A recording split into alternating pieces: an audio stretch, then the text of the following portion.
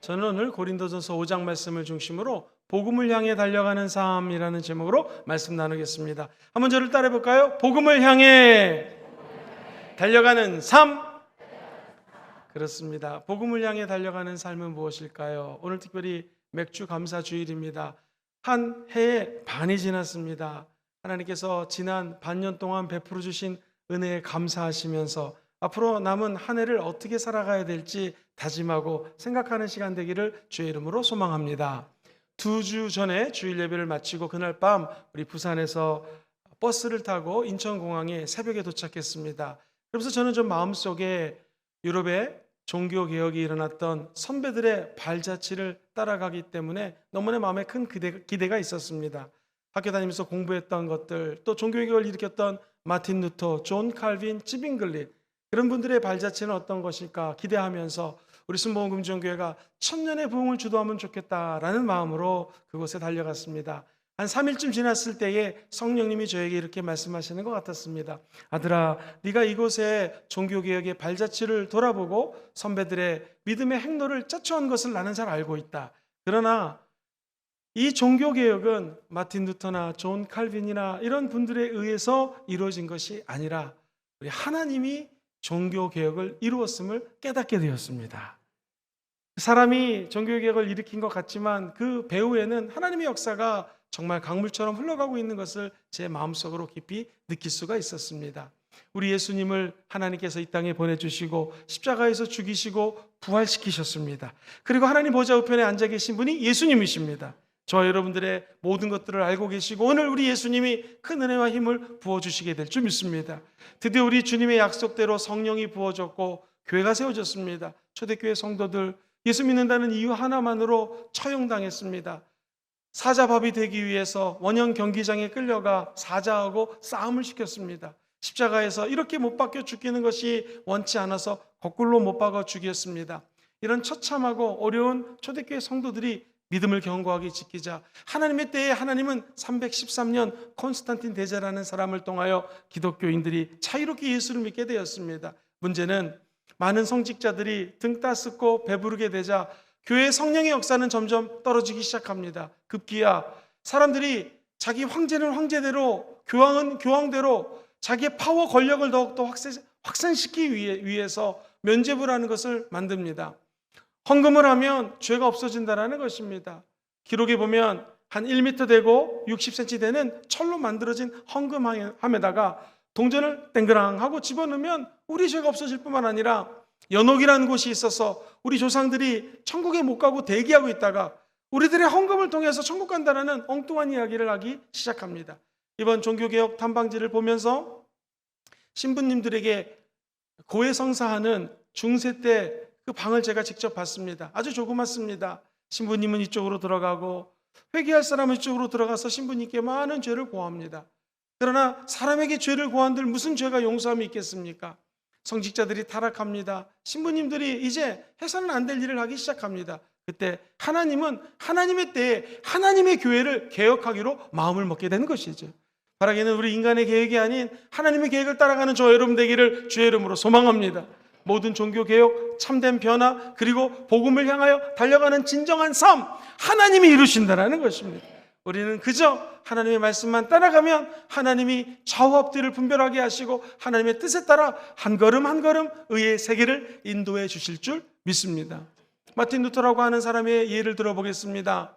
그는 광부의 아들로 태어났습니다. 아버지가 어렵게 석탄을 캐며 자녀를 양육했습니다. 우리 아들만큼은 공부를 열심히 해서 법관이 되면 좋겠다 해서 똑똑했던 마틴 루터가 법대에 들어가 법을 공부하기 시작합니다. 근데 그는 영혼을 뒤흔드는 경험을 하게 됩니다. 친구와 함께 놀러 갔다가 벼락이 떨어졌는데 바로 친구가 벼락에 맞고 즉사합니다.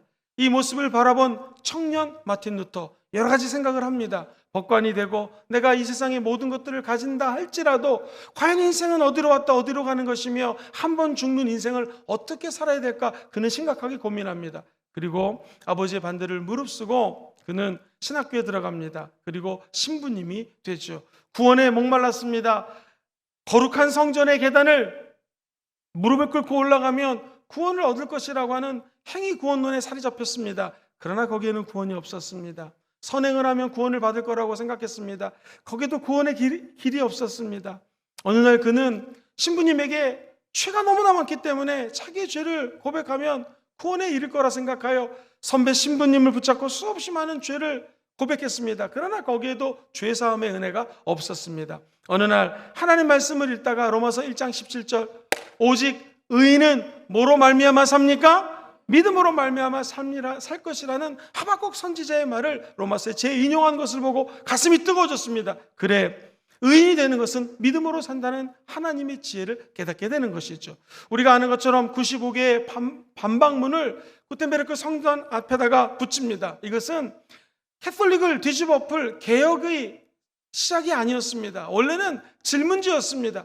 Q&A, 질문하고 답하는 것이죠. 과연 우리 교회가 제대로 가고 있는 것입니까? 우리 신부들이 하는 역할이 맞습니까? 라고 질문지를 붙인 거였는데 그것이 종교개혁의 도화선이 됩니다. 나중에 그는 자기 믿음을 끝까지 지키고 신념을 버리지 않습니다. 보름스라는 곳에서 재판을 받고 이제는 죽기 일보 직전입니다. 그때 이 하나님의 사람은 하나님의 때에 하나님이 예배해 놓은 사람을 붙여줍니다. 프리들이라고 하는 사람이 있습니다. 제후입니다. 왕을 아련할 수 있고 왕과 이야기를 할 수 있는 사람입니다. 그가 지시합니다. 저 마틴 루터를 이제 아무도 모르게, 심지어 나도 모르게 감춰주라는 것입니다. 그래서 사람들이 몰래 마틴 루터가 어렸을 때 지냈던 아이제나흐라고 하는 곳으로 도착합니다. 그곳에 바르트프루크라고 하는 아주 유명한 성에 이 마틴 루터를 몰래 숨깁니다. 그것은 마틴 루터는 성경을 독일말로 번역하기 시작합니다. 그리고 영적 전쟁이 얼마나 치열했는지 그가 기도하며 성경을 번역하는데 마귀가 나타납니다. 그때 번역하던 붓을 잉크를 던지면서 나는 침례받은 사람이다. 예수와 함께 죽었고 예수와 함께 부활했다 하면서 마귀를 쫓아내는 방이 아주 조그만 방이 있습니다. 몰래 밥을 넣어주고 그는 철저하게 낮아지는 시간, 어려운 시간을 보냈지만 하나님은 그를 통하여 지속적인 종교개혁에 불을 당기기 시작합니다. 그러면 마틴 루터 한 사람을 통해서 종교개혁이 일어났을까요? 그렇지 않습니다. 프리드리라고 하는 제후가 뒤에서 물질적으로 항상 가면은 마틴 루터 옆에서 칼을 들고 있습니다. 힘을 가지고 마틴 루터를 보호해줬던 것이죠. 그 당시 이 프리드리가 만들었던 대학이 있습니다. 대학교 이름은 비텐베르크 대학인데요. 대학에서 만난 친구가 있습니다. 천재적인 그리스어 학자입니다. 바로 멜라히톤이라고 하는 친구가 마틴 루터의 종교개혁을 도와서 수없이 많은 이론적인 내용들을 정립해 주었기에 마틴 루터가 있을 수 있었던 것입니다. 사랑하는 성도님들, 이 세상에 어떤 위협도 혼자 이루지 못합니다. 돕는 사람들이 필요합니다. 바라기는 여러분이 하시는 일에 서로 돕고 기도해주는 중보자들과 함께 할 수 있는 하나님의 거룩한 친구들이 붙게 되기를 주의 이름으로 축원드립니다. 이게 웬일입니까? 때마침 종교개혁이 일어납니다. 종교개혁 때 때마침 또 인쇄술이 개발되기 시작합니다. 수만 권의 책들이 손으로 적어서 베꼈던 시대가 지나서 책을 이제 출판할 수가 있습니다. 성경책이 출판되기 시작되었고 독일어, 일본어, 체코 등등으로 번역된 성경을 통해서 많은 사람들이 은혜를 받기 시작합니다. 이 모든 것은 하나님의 작품이요 우리 하나님이 주인공이라는 사실입니다. 한두 사람을 통하여 종교개혁은 일어나지 않습니다. 뒤에서 역사하시는 하나님의 손길을 바라보시게 되기를 주의 이름으로 축원드립니다. 참 재미있는 것은요, 이 마틴 루터하고 함께 종교개혁을 일으켰던 찌빙글이라고 하는 유명한 스위스의 목사님이 계십니다. 근데 신학자들은요 속이 굉장히 좁습니다. 그래서 자기가 주장하는 거가 맞지 않으면 굉장히 힘들어요. 찌빙글리는 오늘 우리가 성찬을 하지 않습니까? 이 성찬이 하나님의 심볼, 상징이라는 거예요. 하나님의 임재가 상징적으로 임재하는 것이지 진짜 예수님의 피, 예수님의 살을 먹는 것은 아니다고 이야기를 합니다.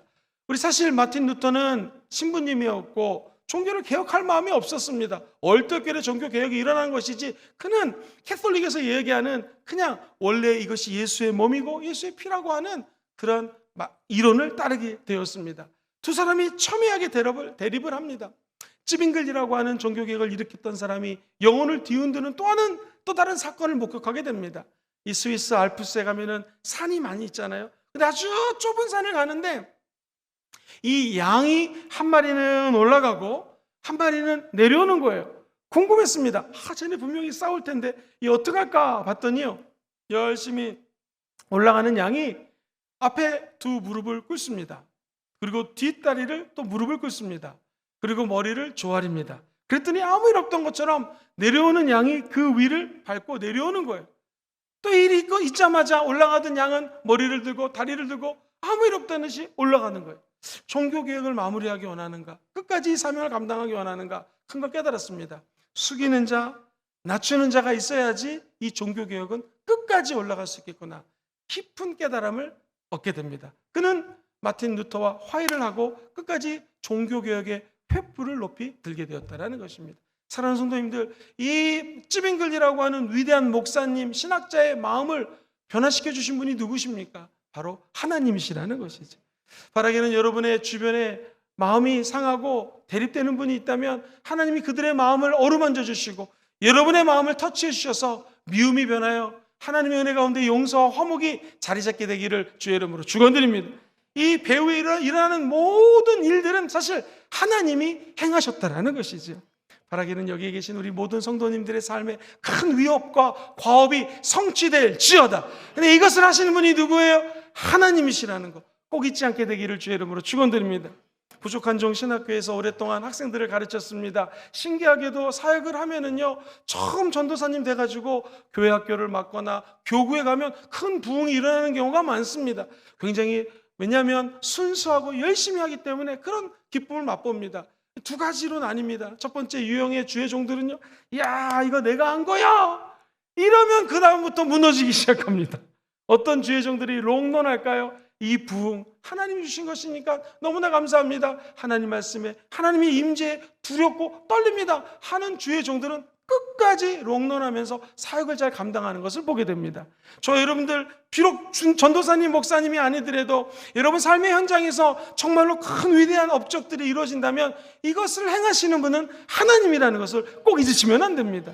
여러분들 다 영혼이 잘 될지어다, 범사가 잘 될지어다, 그리고 무엇보다도 맡은 모든 일이 잘 될지어다, 강건할지어다. 근데 이 배후에는 하나님이 역사해 주셨기 때문에 저와 여러분들을 하나님이 올리셨다는 거 기억하셔야 됩니다. 하나님은 낮은 자의 하나님이십니다. 마음만 먹으면 낮은 자를 높여주십니다. 높은 자를 낮추시는 분도 하나님이십니다. 그러므로 인생의 생사화복이 하나님 손안에 있다는 것을 잊지 않게 되기를 주의 이름으로 축원드립니다. 저는 어떻게 해서든지 열심히 공부해가지고 와가지고 마틴 루터, 칼빈 공부해서 여러분에게 가르쳐줄 마음으로 가가지고 다른 목사님들은 그냥 사진만 찍는데 저는 열심히 동영상을 찍었습니다. 열심히 찍으면서 막 하는데 하나님이 이게 사람이 한 것이 아니라 하나님이 했다라는 감동을 주시더라고요. 그 다음부터 열심히 안 찍었습니다. 좌우지간 우리가 하는 모든 일들은 하나님이 행하신다라는 거 다 기억하시고 하나님만 바라보시게 되기를 주의 이름으로 축원해 드립니다. 겸손하면 하나님이 복음을 향하여 달려갈 수 있는 힘도 주시고 지혜도 주시고 우리의 삶이 변화되게 될 줄 믿습니다. 두 번째입니다. 하나님만이 주인공이라면 복음을 향하여 달려가는 우리들 어떻게 하면 잘 달려갈 수 있을까요? 한번 따라해 보겠습니다. 말씀으로 돌아갑시다. 시작. 말씀으로 돌아갑시다. 복음을 향해 달려갈 때 우리에겐 좌표가 있습니다. 그것은 우리 인지적인 철학, 우리의 갖고 있는 모든 지식과 우리가 갖고 있는 모든 경험이 아닙니다. 하나님의 말씀을 따라갈 때 앞길이 열리게 되는 것이고 진정한 참된 의미의 종교개혁이 성취되게 될 줄 믿습니다. 한 19살짜리 소년이 100년 전에 그린 그림을 바라보면서 여러 가지 생각에 잠겨 있었습니다. 이 19살짜리 소년의 이름은 젠젠도르프라고 하는 독일의 아주 유명한 귀족의 아들이었습니다. 이 그림을 그린 사람은 도미니크 페티라고 하는 분이 에케 호모, 이 사람을 보라라는 작품을 그렸습니다. 작품을 가만히 묵상하는데 젠젠도르프라고 하는 젊은 청년에게 하나님이 이런 감동을 주시더랍니다. 나는 너를 위하여 내 생명을 주었는데 너는 나를 위하여 무엇을 하겠느냐? 내가 너를 위하여 모든 구원을 완성했는데 너는 나를 위하여 무엇을 하겠는가 했을 때 젠젤도르프라고 하는 사람 마음속에 큰 감동을 받습니다. 그리고 그는 저 보헤미안 지역에서 야누스라고 하는 종교개혁을 일으켰던 하나님의 위대한 사람을 추종했다가 그만 저 화면에 나오는 야누스라고 하는 종교개혁가가 100년 전쯤에 죽습니다. 그를 추종하는 자들이 독일 지역으로 이민을 왔거든요. 몰래 도망쳐서 신앙의 자유를 따라 왔는데 젠젠도르프는 부자였습니다. 그들을 다 받아들입니다. 예배당을 만듭니다. 그리고 우리 기도원 같은 높은 탑을 만들어서 그곳에 올라가서 기도하기 시작합니다. 24시간 기도하는 거예요. 믿음으로 기도합니다. 선교사를 파송합니다. 그 중에 한 선교사는 1800년 중반에 우리 한국의 선교사가 이 젠젤도르프가 이끌었던 모라비안 교도들, 보헤미안 사람들이 모여서 예배드렸던 공동체에서 파송한 선교사가 우리나라에 옵니다. 그리고 저와 여러분들이 이렇게 마음껏 예배하고 찬양할 수 있는 길이 열린다는 것입니다. 사랑하는 성도님들, 저와 여러분들이 바라기는 오늘 예배드리다가 주의 음성 듣게 되기를 주의 이름으로 소망합니다. 너는 나를 위하여 무엇을 하겠느냐 했을 때 말씀의 생명을 걸고 말씀의 운명을 걸어서 말씀을 쫓아가는 저와 여러분 되기를 다시 한번 주의 이름으로 축원드립니다. 가난한 농부로 태어난 사람이 있었습니다. 체코에서 어렵게 생활하다가 대학교에 가서 알바를 하면서 오늘날로 치면 열심히 대학을 졸업한 한 젊은이가 있었습니다. 이 야누스라고 하는 젊은이가 대학을 졸업하고 그는 1400년도에 총장이 됩니다. 그리고 열심히 공부해서 교수가 되고 드디어 설교하기 시작합니다. 그리고 이 대학을 열심히 복음으로 바꿔나가기 시작합니다. 그때에 면죄부 사건과 하나님이 원치 않는 교회의 모습을 보면서 그는 성직자들이 올바른 태도를 가져야 된다고 부르짖기 시작합니다. 이 모습을 바라본 교황청에서 6가지 죄목을 가지고 이 야누스를 공격합니다. 첫 번째, 당신이 갖고 있는 생각은 틀린 것이다. 왜 하나님의 종 교황을 무호한데도 불구하고 교황이 왜 완벽하지 않다고 이야기를 하느냐. 그리고 성만찬 때 하나님 임재하지 않는다고 말도 안 된다. 상급 성직자에게 무조건 순종해야 되는데 왜 이것을 따르지 않느냐 하면서 이 야누스를 공격합니다. 결국 그는 화형을 당하게 됩니다. 그가 죽을 때에 이러한 기도를 남기게 되죠. 한번 들어보겠습니까? 저는 비록 약하지만 당신의 뒤를 쫓을 수 있도록 주님 인도하여 주시옵소서. 내 영혼을 강건케 하셔서 기꺼이 이 죽음을 감당하게 도와주시옵소서. 만약 제가 육신이 약하거든 예수님의 은혜로 주님이 앞장서셔서 이 죽음을 넘어갈 수 있도록 도와주시옵소서. 은혜가 하나님과 나 사이에 그리고 내 뒤에 따르게 도와주시옵소서. 주 예수님이 아니시면 나는 이 잔인한 죽음을 견딜 수가 없습니다. 말씀을 따라가는 나에게 두려움이 아닌 하나님의 심장 가지고 요동치지 않는 소망과 완전한 사랑을 주시옵소서. 그리고 예수님을 위해 인내와 기쁨으로 저의 생명을 바치게 도와 주옵소서 라고 하면서 그는 결국에 죽게 된다는 것입니다. 사랑하는 성도님들, 그러면 말씀을 따랐던 이 사람 한 사람의 죽음은 헛됐을까요? 그렇지 않습니다. 말씀드렸던 것처럼 그 지역의 수많은 보헤미안 사람들이 이를 추종하기 시작합니다. 왜 야누스를 죽이냐고 거룩한 데모가 일어나기 시작합니다. 그러면서 오늘날 체코의 정신적인 지주가 바로 이 야누스라고 하는 종교개혁자가 되는 것이죠. 후스라는 말은 거위라는 뜻이에요. 그가 죽으면서 이렇게 얘기합니다. 후스, 거위죠. 자기의 별명입니다. 후스는 거위는 죽을 줄 모르지만 100년 뒤에는 이제 하나님의 은혜로 거위가 아닌 백조가 나타나게 될 것입니다. 실제로 마틴 루터가 꽝꽝꽝 95개의 반박문을 못 박았던 날이 정확히 100년 뒤 되는 날이었습니다. 저는 이 얘기를 들으면서 이런 생각이 들었습니다. 하나님은 마치 극 작가처럼 전후 좌우 앞뒤를 생각하시면서 우리 인생의 생사화복과 하나님이 원하는 교회를 향한 계획을 이루고 계신다는 것입니다. 100년 전에 죽은 사람 때문에 종교개혁의 불화살이 떨어졌던 것처럼 저와 여러분들이 헌신하고 교회를 위하여 눈물을 흘리는 것을 하나님은 보고 계십니다. 그리고 우리의 작은 헌신을 통하여 우리 순복음금정교회가 100년의 부흥, 1000년의 부흥을 주도하는 교회가 되게 될 줄 믿습니다. 야누스라고 하는 종교개혁자, 우리는 잘 못 들어보셨죠? 그분이 요한복음 8장을 설교할 때 이렇게 설교한 장면이 기록이 되어 있습니다. 경건한 성도들이여, 당신은 첫 번째 진리를 찾아 나서고 진리를 들으십시오. 진리를 배우십시오. 진리를 사랑하십시오. 그리고 진리를 말하십시오. 진리를 지키십시오. 죽기까지 이 진리를 선포하세요. 증언하십시오. 라고 하는 설교를 남겼습니다. 사랑하는 성도님들, 하나님의 말씀은 진리입니다. 이 세상의 모든 것들이 변합니다. 그러나 우리 하나님은 절대로 변하지 않습니다. 하나님의 말씀은 절대로 변하지 않습니다. 천국 가는 날까지 저와 여러분들이 붙들어야 될 것은 옆에 있는 전문가, 나를 지도해주는 사람들, 이러한 사람들이 아닙니다. 오직 말씀만 목숨 걸고 따라갈 때 그 앞길이 열리게 되는 것입니다. 어느 신문에 이런 내용이 적혀져 있었습니다. 부동산 전문가 절대로 믿지 마세요. 부동산 투자해서 망하는 10가지 방법, 첫 번째 망하려면 전문가나 경영 컨설턴트 이야기를 듣지 마세요.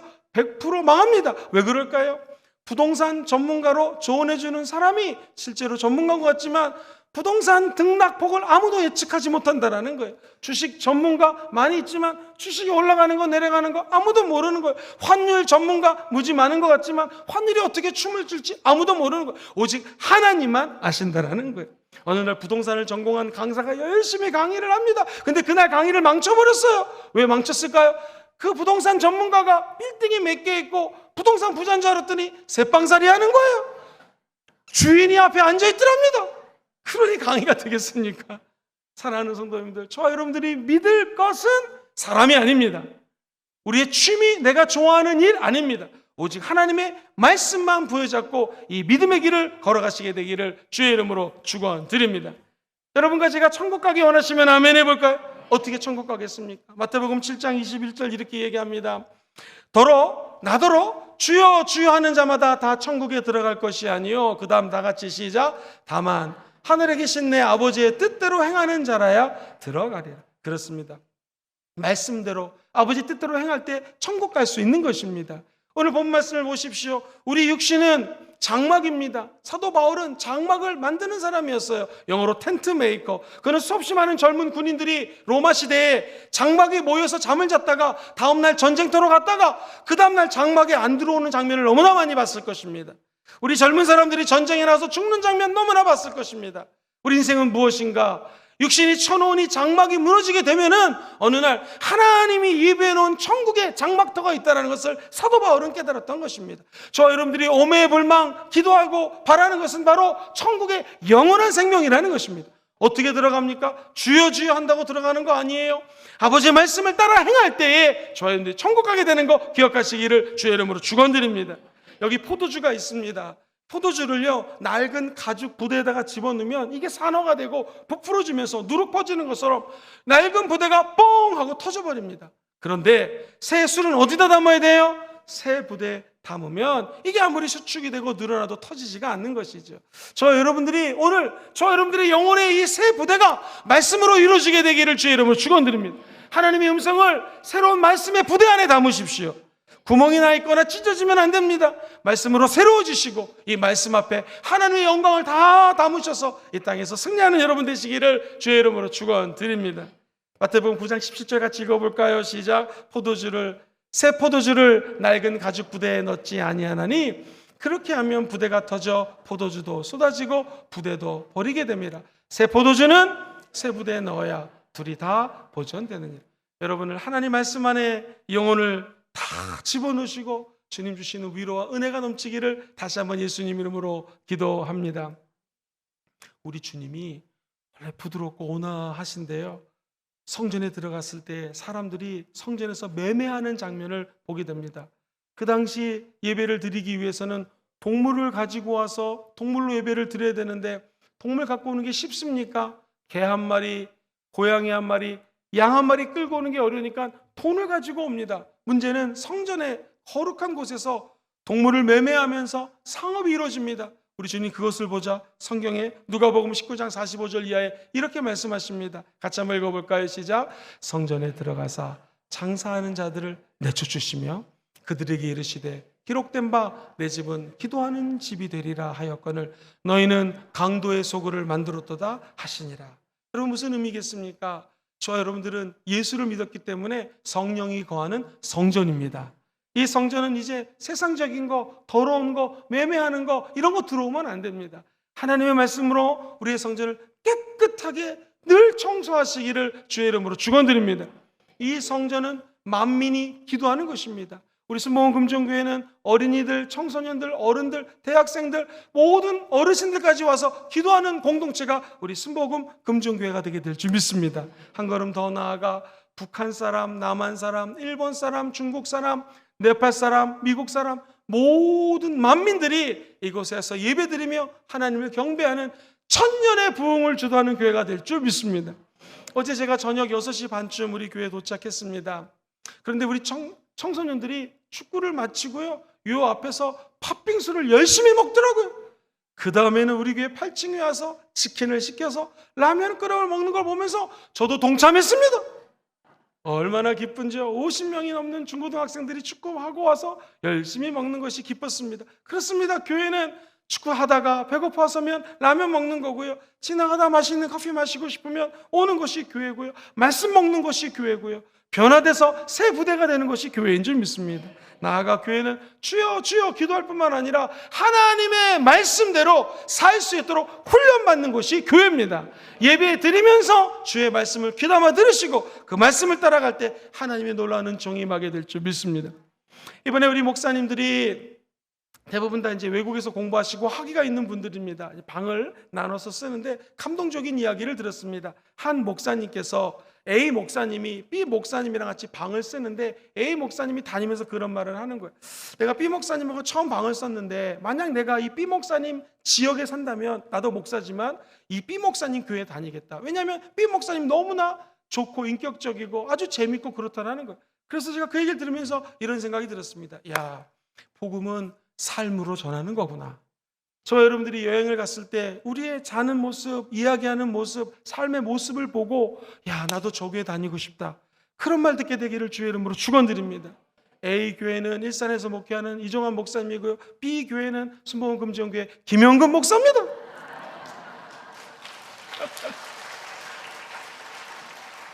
네, 어떻게 하다 보니 제 자랑이 되었는데요.